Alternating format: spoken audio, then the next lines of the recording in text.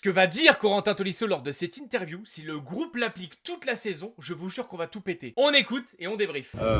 Comme vous l'avez dit, d'où on vient, nous on prend vraiment les matchs les uns après les autres et on veut gagner. On met des choses en place tous les matchs tactiquement pour réussir.